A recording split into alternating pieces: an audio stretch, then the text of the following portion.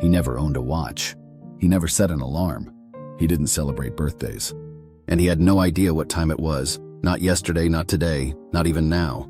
His name was Elias, and for over 40 years he lived without a single reference to time. No calendars, no deadlines, no clocks on the walls. To most people, that would sound absurd, unthinkable, impossible in the modern world. But to Elias, it was freedom. "I don't need to know the time," he once said with a smile. "I only need to know how I feel." And somehow, against all odds, Elias reached the age of 93 with no major illnesses, no cognitive decline, and no medications. His body was strong. His mind was clear. His spirit was light. Doctors were baffled. Friends called it luck, but Elias insisted it was by design. Because decades ago, he made a decision that changed everything. He stopped letting time run his life. The story began in his early 50s. He was a school teacher then, punctual, organized, respected. But inside, he was unraveling. He lived by the clock, wake up at 6:30, eat at 12 agru, sleep by 10 wa, work from bell to bell. Weekend chores in strict sequence, every hour was accounted for.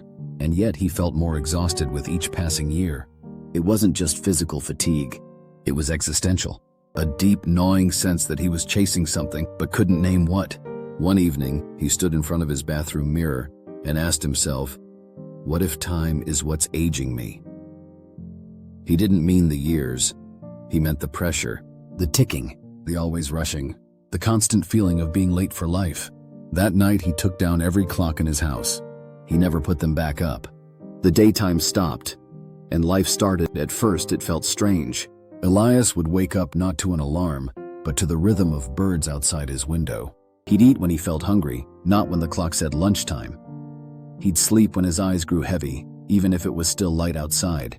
Days blurred together, but not in a chaotic way. In fact, for the first time in decades, he felt order. Not the artificial structure of schedules and meetings, but the natural order of his own body.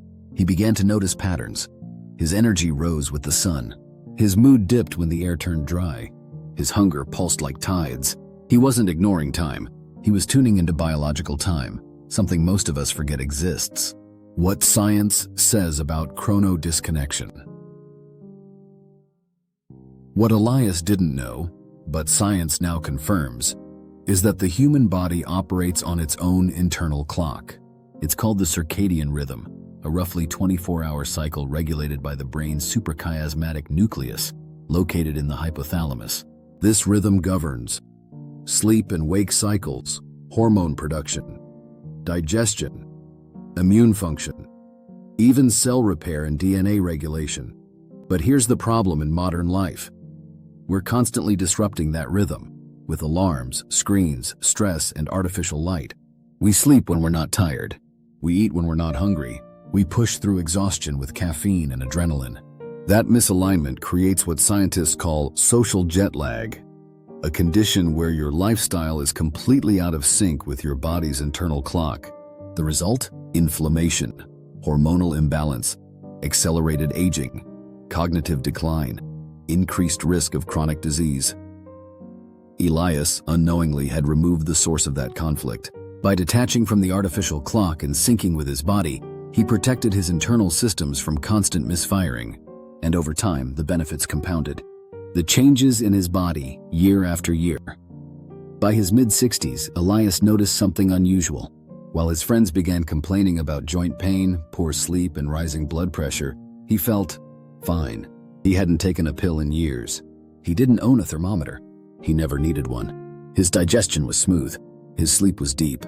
His mind was sharp. He began gardening, not as a hobby, but as an extension of his rhythm. He planted when the soil was soft. He harvested when the leaves began whispering autumn. He walked barefoot in the grass each morning. Sometimes in the rain, sometimes in the fog, always in presence. He never asked, "What time is it?" Instead, he asked, "What does my body need right now?" This single question became his compass. No deadlines, no decline. One of the most fascinating changes came in his memory. While friends his age were battling mild cognitive impairment, Elias could recall childhood details with stunning clarity. He remembered the smell of his father's jacket, the exact pattern of the tiles in his mother's kitchen, the words to songs he hadn't heard in 50 years. His doctor, curious, referred him to a research clinic studying aging and cognition. After a series of neuroimaging scans and cognitive tests, the results were shocking. His hippocampus, the brain's memory center, showed no significant shrinkage. His cortisol levels were consistently low. His blood pressure was that of a 40-year-old. His telomeres, the protective caps at the end of DNA strands, were longer than average for his age. Researchers were stunned. Elias calmly just smiled and said, "Maybe it's because I never felt rushed." Why the absence of time pressure slows aging. Stress is now considered one of the top accelerators of aging. Not just emotional stress, but temporal stress, the constant pressure of managing time. Think about how often we say, "I'm running out of time.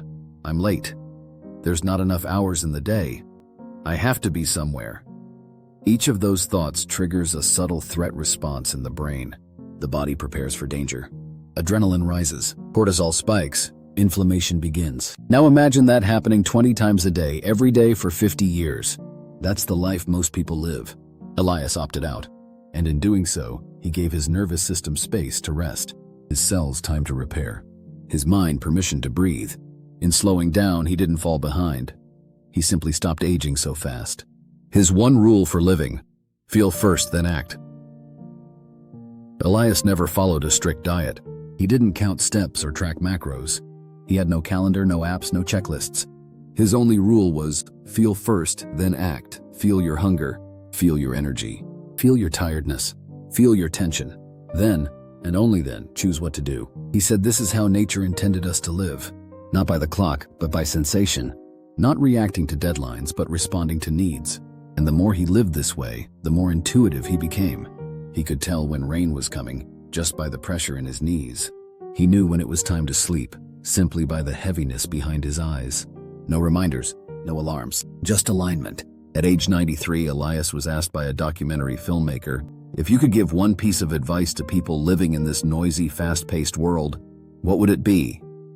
He paused for a long time, not because he didn't know what to say, but because he never rushed his words. Then he said this: "You weren't born to chase time. You were born to feel it and let it pass through you like wind."